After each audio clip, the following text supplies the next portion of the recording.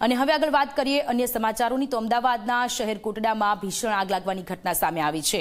કાલુપુર બ્રિજના છેડે કારખાનામાં ભીષણ આગ લાગી। આગની ઘટનામાં 2 લોકો ઈજાગ્રસ્ત થયા છે।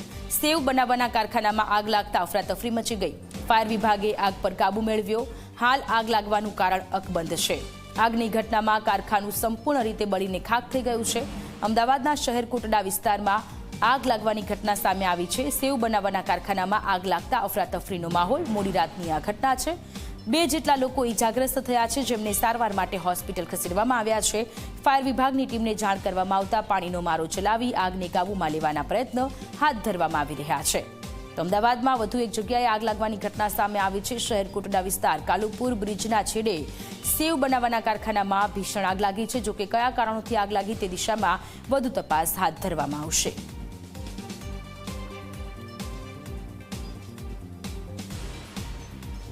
તો અમદાવાદના શહેર કોટડા વિસ્તારમાં સેવ બનાવવાના કારખાનામાં આગ લાગી છે। મોડી રાતની આ ઘટના છે। આ દ્રશ્ય સામે આવ્યા છે, આ વિડીયો સામે આવ્યો છે કે જ્યાં સેવ બનાવવાના કારખાનામાં ભીષણ આગ લાગી।